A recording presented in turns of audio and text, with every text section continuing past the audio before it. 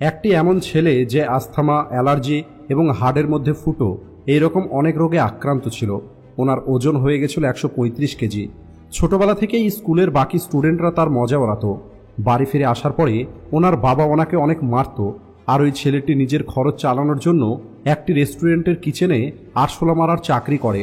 24 বছর বয়সে ছেলেটি তার জীবনে এমনভাবে হেরে গেছিল যে ওই ছেলেটি ডিপ্রেশনের মধ্যে চলে যায়। আর ছেলেটি নিজের জীবনকে বোঝা মনে করা শুরু করে। কিন্তু কোনো একটি ভুল সিদ্ধান্ত নেবার আগে ছেলেটির সঙ্গে এমন একটি ঘটনা ঘটে যা ছেলেটির জীবন সম্পূর্ণরূপে পরিবর্তন করে দেয়।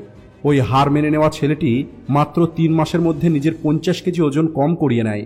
আর আমেরিকার সবথেকে ভয়ানক আর্মি ট্রেনিং নেভি সিল্ড একবার নয় বরং কন্টিনিউ 3 বার কমপ্লিট করেন। 70টারও বেশি আল্ট্রা ম্যারাথন রেসে অংশগ্রহণ করেন। আর কন্টিনিউ 17 ঘন্টার মধ্যে 4030টা পুল আপস করে ওয়ার্ল্ড রেকর্ড তৈরি করে দেন। আপনারা কি জানেন ওই ছেলেটিকে? এই গল্পটি হলো ডিসিপ্লিনের, এই গল্পটি হলো নিজের উপরে বিশ্বাসের, আর একটি এমন মানুষের যে মানুষটি নিজের সমস্ত লিমিটকে পার করে নিজেকে তৈরি করে নিয়েছে toughest man on the planet. এই গল্পটি হলো আমাদের সবার পছন্দের ডেভিড গগিন্সের, যিনি আপনার ভিতরে কিছু করে দেখানোর আগুন জ্বালিয়ে দেবে। আর ওনার জীবনের গল্প আপনাকে এতটা মানসিকভাবে শক্তিশালী তৈরি করবে যে এই পৃথিবীর কোনো শক্তি আপনাকে এগিয়ে যাওয়া থেকে আটকাতে পারবে না। তাই আজকের এই ভিডিওটিকে শেষ পর্যন্ত অবশ্যই দেখবেন, কারণ আপনি যাই কিছু দেখবেন সেটাই আপনি শিখবেন, আর আপনি যেটা শিখবেন সেটাই আপনি একদিন হয়ে যাবেন। তো চলুন শুরু করা যাক। 17 ফেব্রুয়ারি 1975 সাল আমেরিকার নিউ ইয়র্ক শহরে ডেভিড গগিন্সের জন্ম হয়। ওনার বাবার নিজের একটি স্কেটিং রিং ছিল। এছাড়া ওনার বাবা প্রস্টিটিউশনের বিজনেস করত। কিন্তু ডেভিডের বাবার কাছে টাকা থাকার পরেও ডেভিডের ছোটবেলা নরকের থেকে কম কিছু ছিল না। ওনার বাবা, ওনার মা সহ ওনার 2 ভাইকে অনেক বেশি মারত। ডেভিড বলেন, আমার আজও সেই দিনটার কথা মনে আছে যেদিন আমার বাবা আমার মায়ের মুখে জোরে একটি ঘুষি মেরেছিল, যে কারণে আমার মা অজ্ঞান হয়ে সিঁড়িতে পড়ে যায়। এরপরে আমার বাবা ওই রকম অবস্থাতেই আমার মায়ের চুল ধরে টানতে টানতে লিভিং রুমে নিয়ে যায়। 5 বছর বয়সে যখন আমি আমার বাবাকে আটকানোর চেষ্টা করি তখন আমার বাবা আমাকে ওনার বেল্ট দিয়ে অনেক বেশি মারে। 6 বছর বয়সে ডেভিড ওনার ভাই এবং মায়ের সঙ্গে গভীর রাত পর্যন্ত স্কেটিং রিং পরিষ্কার করত।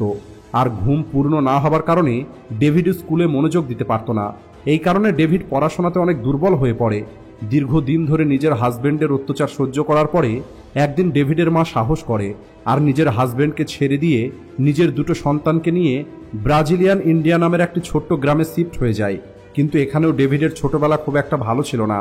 এর কারণ হলো ওই সময় ব্ল্যাক আমেরিকানদেরকে হোয়াইট আমেরিকানরা টেরোরিস্ট মনে করত আর তাদের সঙ্গে অনেক খারাপ ব্যবহার করত। আর এই কারণেই স্কুলেও ডেভিডকে অনেক বেশি বিরক্ত করা হতো। আর একদিন অনেক ভয়ানক একটি ঘটনা ডেভিডের সঙ্গে ঘটে, যে ঘটনাটা ডেভিডের জীবনকে খারাপ রাস্তায় নিয়ে আসে। একদিন একটি আমেরিকান বিনা কারণে ডেভিডের মাথাতে বন্দুক ধরে আর ভয়ে ডেভিডের অবস্থা খারাপ হয়ে যায়। ওই দিন ডেভিডের মাথায় একটি কথা আসে যে আমি তো আজ পর্যন্ত কারোর কোনো ক্ষতি করিনি, তাহলে আমার সঙ্গে এমন অন্যায় কেন হবে? এখন আমি এর জবাব দেব। আর এরপরে ডেভিড একটি ব্যাড অ্যাস বয় হয়ে যায়, অর্থাৎ ছাপরি হয়ে যায়।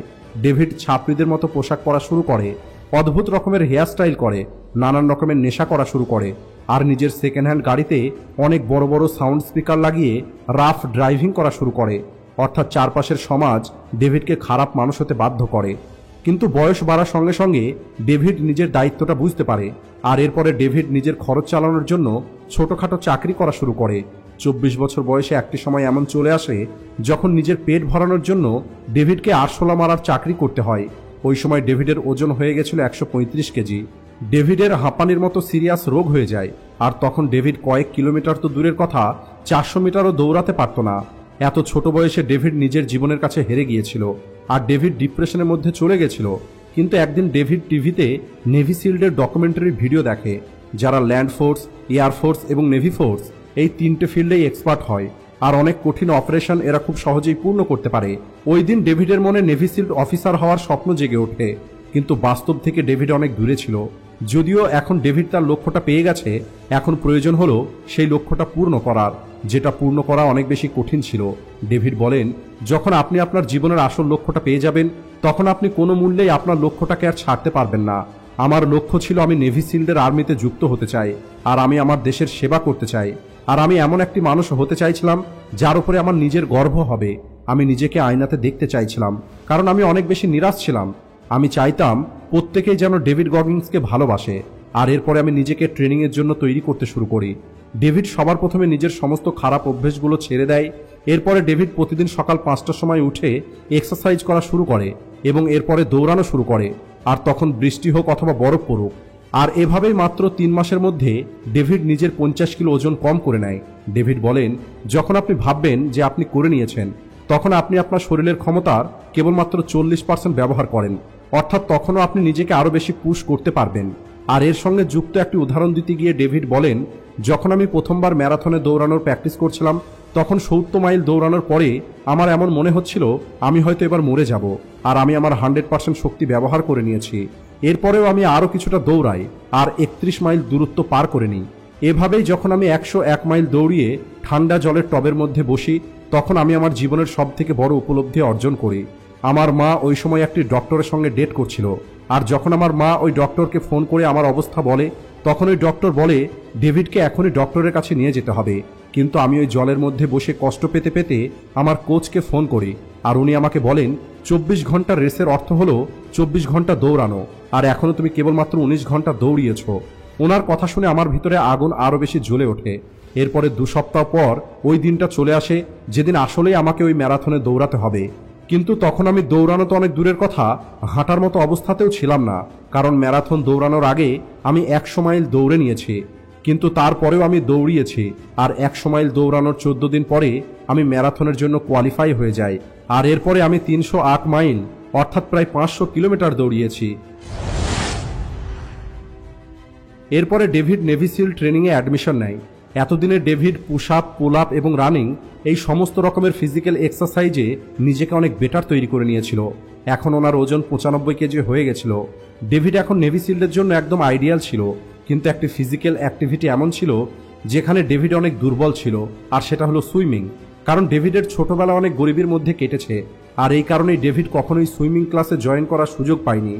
যদিও নেভি সিল্ডে তাকে সুইমিং করা শেখানো হয়, কিন্তু যে প্রথমবার সুইমিং করছে তাকে অনেকটা সময় পর্যন্ত যদি জলের নিচে থাকতে বলা হয়, অথবা একদিনে যদি 8 থেকে 10 ঘন্টা সুইমিং করানো হয়, তাহলে তার কি অবস্থা হবে সেটা মনে হয় আপনাদের বলার কোনো প্রয়োজন নেই।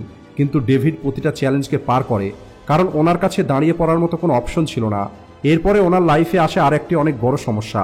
আসলে নেভি সিল ট্রেনিংয়ের সময় মেডিকেল চেক আপ করতে গিয়ে জানতে পারা যায় যে ডেভিডের সিকেল সেল নামের একটি রেয়ার হার্ট কন্ডিশন আছে, আর উনি যদি অতিরিক্ত এক্সারসাইজ করেন তাহলে ওনার হার্ট অ্যাটাক হতে পারে।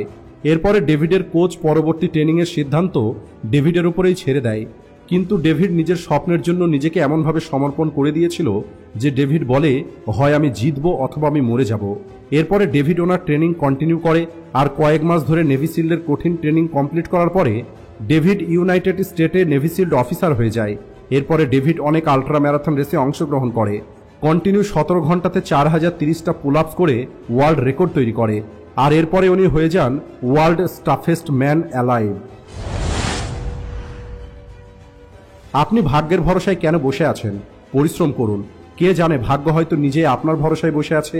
ডেভিড বলেন, নিজের বাউন্ডারি ক্রস করার জন্য ফিজিক্যালি স্ট্রং হওয়ার থেকে অনেক বেশি গুরুত্বপূর্ণ হলো মেন্টালি স্ট্রং হওয়া।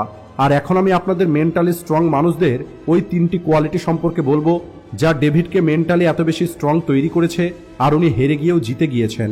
Number 1, discipline. ডেভিড বলেন, আজ পৃথিবীর কোটি কোটি মানুষ আমাকে দেখে আর বলে, ওয়াও, ডেভিড হলো বেস্ট, কিন্তু এমনটা নয়। এখনো যখন আমি সকালে ঘুম থেকে উঠি আর আমার মধ্যে অলসতা আসে, তখন আমি নিজেকে বলি, আমি কি করছি, সবাই আমাকে দেখছে, আমাকে সেই মানুষটা হতে হবে যাকে দেখে সবাই ইন্সপায়ার হবে। তাই উঠে পড়ো, বিছানা থেকে নেমে পড়ো আর জিমে চলে যাও। একইভাবে ডেভিড বিগত 25 বছর ধরে একটি হার্ডকোর মর্নিং রুটিন ফলো করে, যার মধ্যে 2 ঘন্টা এক্সারসাইজের পরে 25 কিলোমিটার দৌড়। আর এর মধ্যে এমন অনেক দিন আসে যখন বরফ পড়ে অথবা বৃষ্টি হয়, তখনও ডেভিড ছুটি নেয় না, বরং ওই দিন ডেভিড 25-এর জায়গায় 50 কিলোমিটার দৌড়ায়। এর জন্য ডেভিড বলেন, যেদিন 99% মানুষ বিশ্রাম করবে সেদিন যদি আপনি পরিশ্রম করেন, সেটাও দ্বিগুণ, তাহলে অবশ্যই আপনি তাদের থেকে এগিয়ে যাবেন। কেবল একটি মাত্র ভুল যা আপনাকে কয়েক সপ্তাহ বা কয়েক মাস পিছনে নিয়ে যেতে পারে, সেই ভুলটা হলো নিজের ডিসিপ্লিনকে কম্প্রোমাইজ করা। আর এই কারণেই পরিস্থিতি যত কঠিনই হোক না কেন, নিজের লক্ষ্যের দিকে ডিসিপ্লিনের সঙ্গে এগিয়ে যেতে হবে। আর আপনি মোটিভেশনের ভরসাতে একদমই বসে থাকবেন না। এর কারণ হলো মোটিভেশন কম বেশি হতে থাকে, কিন্তু ডিসিপ্লিন আপনাকে কন্টিনিউ এগিয়ে নিয়ে যাবে। দ্বিতীয় কোয়ালিটি হলো নিজের বাউন্ডারিকে ভেঙে ফেলুন এবং কমফোর্ট জোন থেকে বাইরে বেরিয়ে আসুন। ডেভিড বলেন, আমাদেরকে কষ্ট পেতে হবে, তারপরে আমাদের মন আরও বেশি কঠোর হবে। নেভি সিল ট্রেনিংয়ের সময় আমাকে অনেকেই জিজ্ঞেস করত, আপনি আপনার ভেঙে যাওয়া হাড় আর কত বেশি ভাঙতে চান? আপনি নরকের মধ্যে কিভাবে থাকেন? তখন আমি বলতাম, আমি এই নরকটাকেই আমার সাধারণ জীবন তৈরি করে নিয়েছি। আমি নিজেকে বাইরে বেরিয়ে যাবার কোনো রাস্তা দিইনি। নরকের এই দেওয়ালের বাইরে কোনো কিছুই নেই। আর এভাবে আমি নেভি সিল্ডের বস, মালিক এবং সিইও হয়ে যাই। নাম্বার 3, আপনার পারপাসটা চিনতে শিখুন।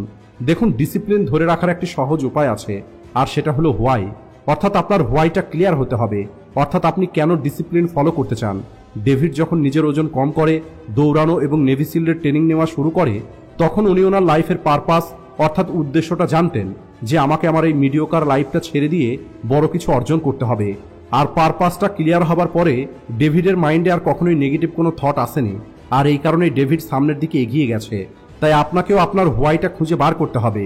আর এখন যদি আপনিও আপনার স্বপ্নকে সত্যি করার জন্য নিজের ক্ষমতার বাইরে পরিশ্রম করতে তৈরি থাকেন, তাহলে কমেন্টে অবশ্যই লিখুন, ইয়েস আই এম রেডি।